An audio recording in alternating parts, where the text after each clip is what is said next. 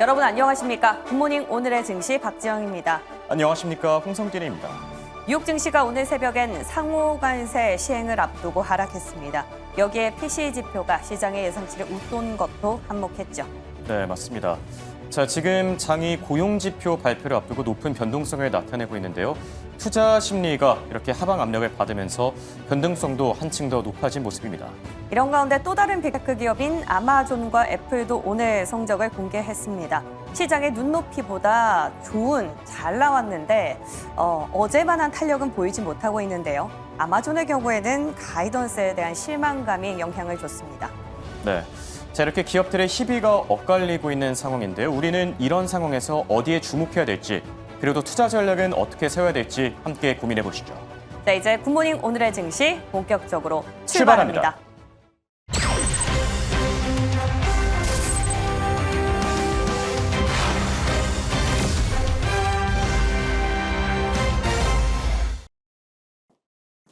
빅테크 기업들의 어닝 서프라이즈만으로는 부족했던 걸까요?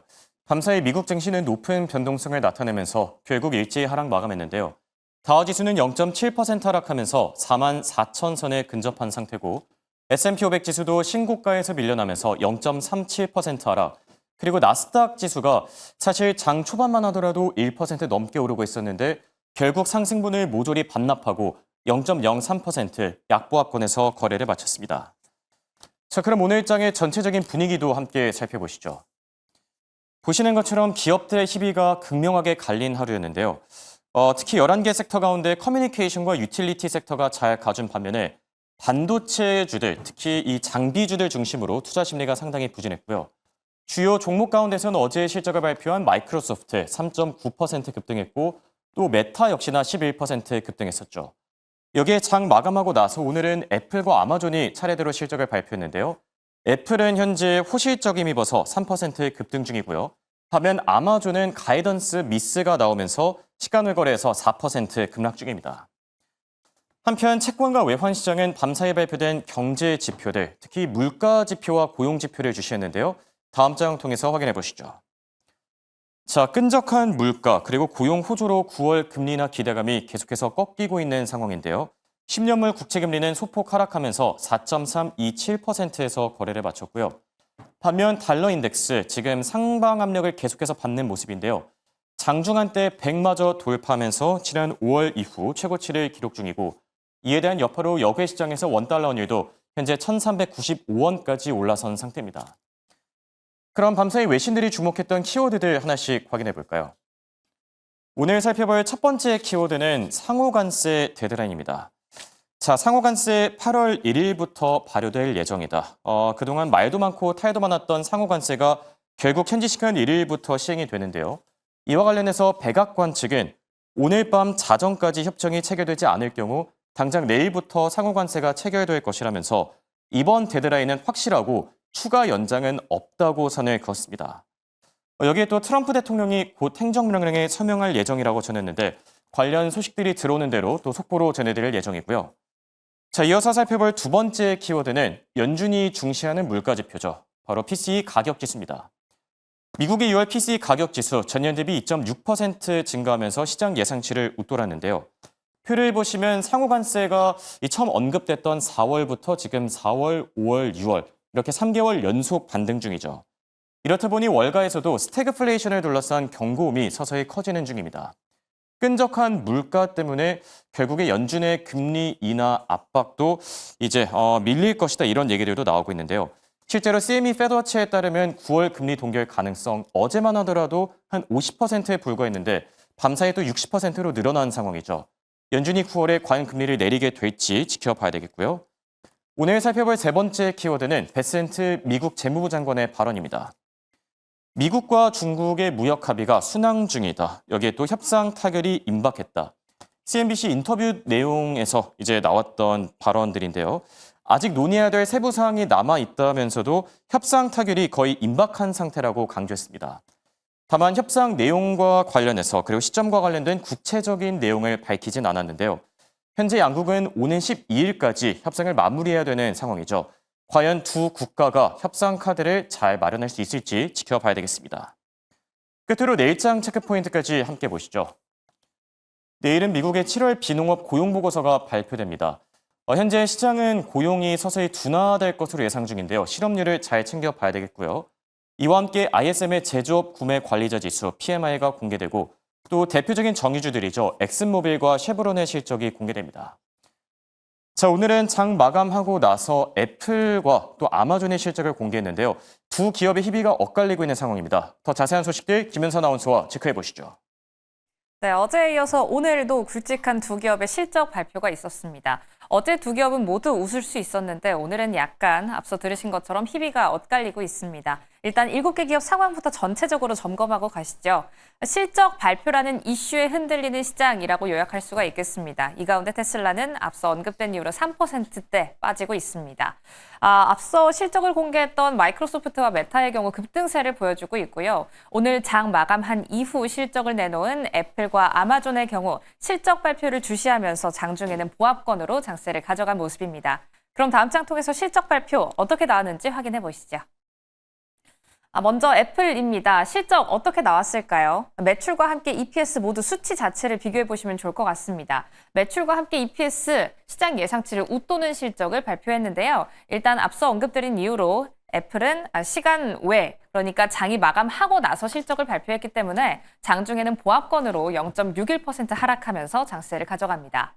애플 같은 경우에는 실적 발표 이후에 시간 외에서 이 하락세를 딛고 상승세로 전환해주고 있습니다. 일단 주가가 상승하고 있는 이유와 함께 투자자의 시선은 어디로 가고 있는지 한번 확인해 보시죠. 일단 예상보다 아이폰의 판매가 굉장히 괜찮게 나왔습니다. 팀쿡 CEO는 직접적으로 언급을 내놓기도 했는데요. 이번 아이폰 16 시리즈 직전 시리즈인 15에 비해서 두 자릿수대 성장률을 보이고 있고 여기에 더해서 맥 같은 경우에도 성장세가 두드러진다라고 이야기하고 있습니다. 6월의 모든 사업 중에서 가장 빠른 성장을 꾀했다라고 하는데요. 지금 현재 두 부분을 합쳐서 매출 440억 달러가 넘어가고 있습니다. 시장 예상치인 398억 달러도 웃돌았다는 점 확인할게요. 여기에 더해서 중국 매출도 증가했습니다. 사실 앞선 2개 분기 연속해서 중국의 매출이 굉장히 아쉬운 성적을 내놨었는데요. 이번에는 시장 예상치 웃돌면서 153억 달러 기록했다는 점도 확인하겠습니다. 그럼 콩콜에서 어떤 점을 좀 체크를 해봐야 할까요? 일단 아이폰 같은 경우에는 매출 자체가 잘 나왔다라는 부분은 호재로 받아들일 수가 있겠지만 아직 해결하지 못했다는 관세 문제가 있습니다. 일단 애플 같은 경우에서는 실적 발표 이후 나오는 컨퍼런스 콜에서 관세에 대한 언급을 좀 잘 해주는 기업이죠. 이전 실적 발표에서도 관세에 대한 영향 이 정도 받을 것이다라는 이야기를 가이던스처럼 비공식적으로 이야기한 바가 있습니다. 일단 이번에도 관세의 영향은 매출 성장률에 좀 반영이 되었다라는 팀쿡 CEO의 사전적인 언급이 있었는데요. 매출 성장률 10% 중에서 1% 정도는 관세의 영향을 받았을 것이다. 그러니까 사재기가 일단 있긴 있었다라는 언급도 있었다는 점 확인하겠습니다. 컨퍼런스 콜에서는 25%의 관세 피할 돌파구가 어디에 마련될 것이라고 언급을 할 것인지를 주목해 보시면 좋을 것 같고요. 앞서 구글에 있어서도 언급을 드렸던 반독점 소송의 영향, 어떻게 피해갈 것인지에 대한 언급도 체크하시면 좋을 것 같습니다. 그럼 다음 장 통해서 아마존도 톱봐보시죠. 희비가 엇갈리고 있는 기업, 그중에서 우는 기업은 아마존입니다. 아마존은 실적 발표 이후에 시간 외에서 하락하는 흐름을 보여주고 있는데요. 예상치와 함께 실적 발표, 일단 수치 자체를 뜯어보면 시장 예상치를 웃돌았다라는 점 확인하실 수가 있습니다. 그럼 어떤 점 때문에 주가는 상승하지 못하고 하락세를 이어가고 있는 걸까요?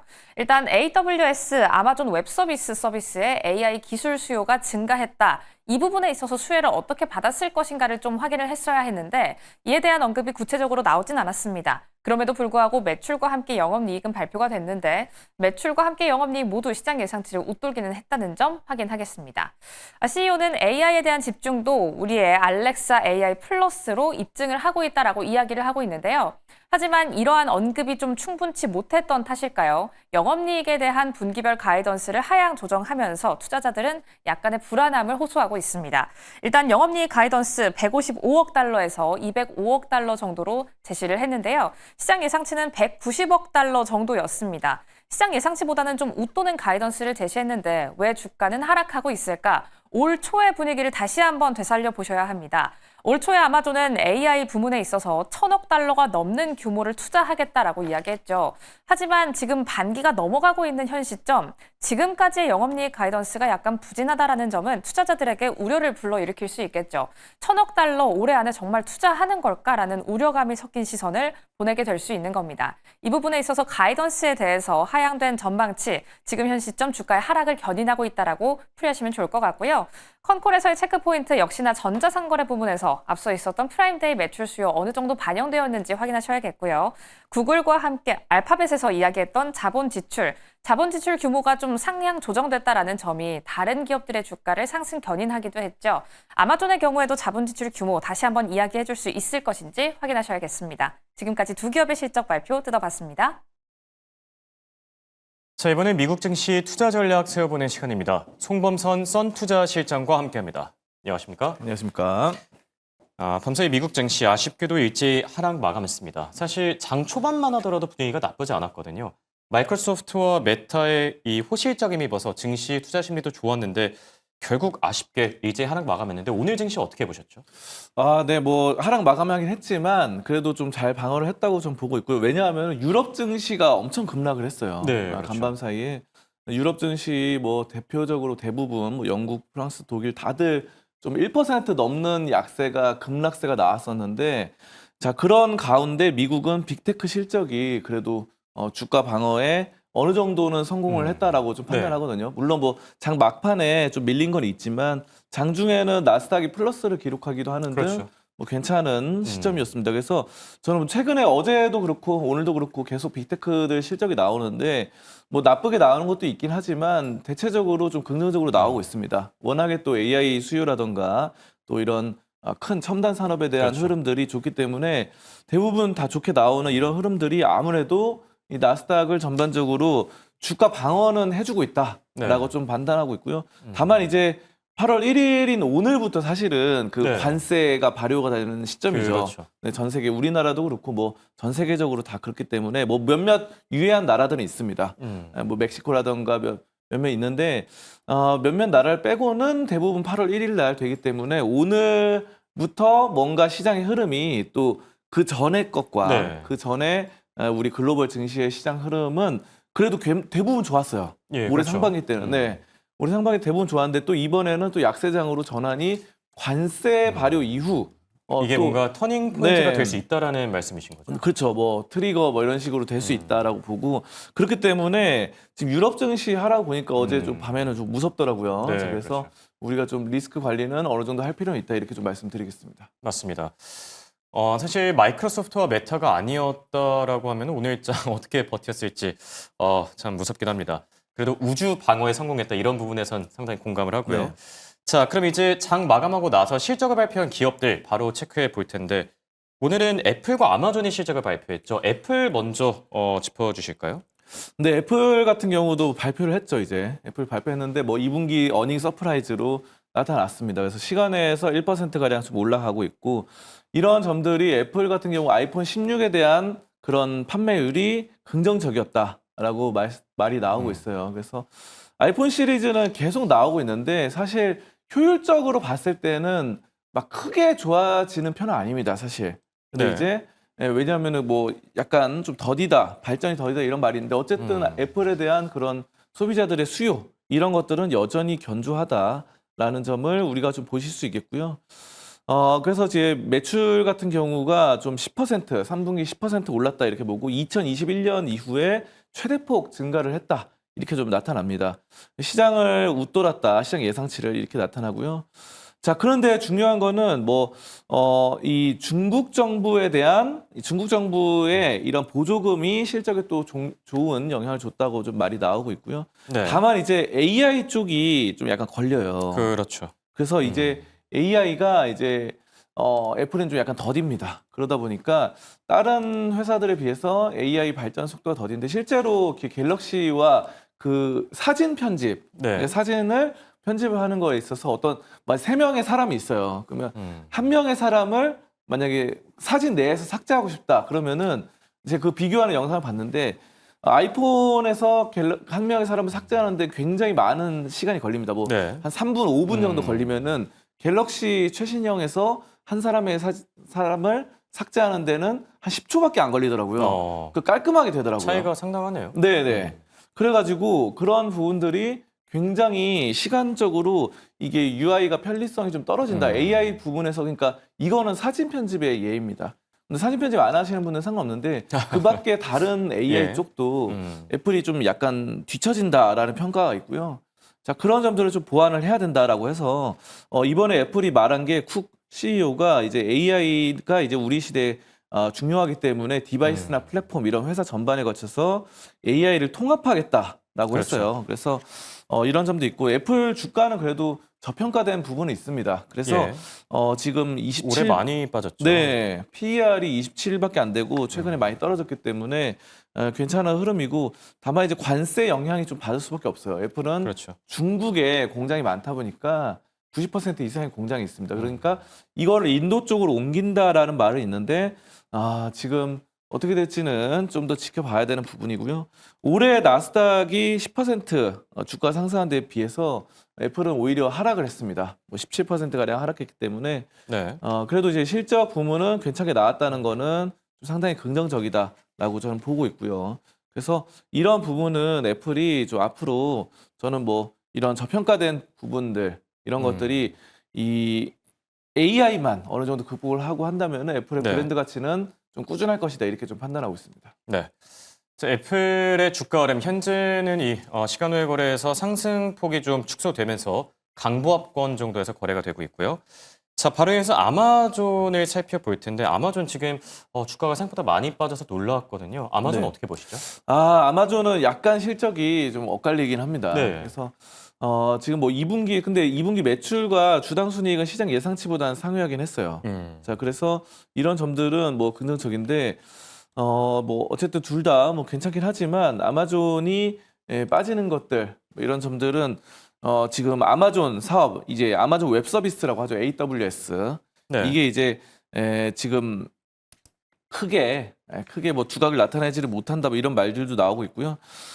지금 다만 이제 뭐 성장성이 어느 정도 예견되기도 합니다. 그래서 소비자 지출 감소를 어느 정도 상쇄해 나가는 부분이 있다라고 좀 보여지고 있고 매출의 5분의 1에도 미치지 못하지만 이제 수익이 약 이 60%를 차지해요. 이 AWS가 아마존 네. 웹 서비스가. 그래서 굉장히 좀 중요한 시점이고요. 4월에서 6월 동안 약 17%가량 성장이 전망이 됐습니다. 그래서 이런 부분들은 뭐 전반적으로 긍정적이긴 한데 가이던스 쪽은 네. 어떻게 보시죠? 그렇죠. 가이던스가 좀 안 좋게 나왔죠. 가이던스가 좀 부정적으로 나왔기 때문에 다음 실적에 대한 그런 점들이 이 주가 하락을 좀 이끌지 않았나 싶어요. 그래서 지금도 뭐 지금 마이너스 2%대로 지금 좀 빠지고 있는 네. 양상인데요. 그동안 아마존이 사실상 뭐 차트 흐름이나 이런 거 보면은 굉장히 좀 좋게 올라가고 있었습니다. 지난 4월부터 지금 최근에 7월 말까지 계속해서 올라가기만 했거든요. 예. 자, 그런데 이게 여기서 이제 빠진다는 거는 제가 앞서서도 말씀드렸던 것처럼 이런 시장이 상반기 때 좋았던 것들을 약간 되돌리는 4월부터 좋았었던 네. 4월에도 안 좋았죠, 사실은. 왜냐하면은 그때도 관세 여파 나오면서 시장 다 빠졌습니다. 나스닥도 17,000, 16,000 이렇게 됐었고요. 자, 근데 4월 이후에 연기가 되면서 좋았던 것들이 약간 되돌리는 이런 양상들이거든요. 그래서 이런 신호는 주가 수준에서는 좋지는 못하다. 네. 이렇게 봐요. 그래서 데드크로스가 나왔다는 점, 이런 점들을 좀 보시면서 우리가 이제 아까 말씀드렸잖아요. 4월에 이제 관세가 나왔을 때 여기 보시면 딱 나오죠. 많이 떨어졌어요. 네.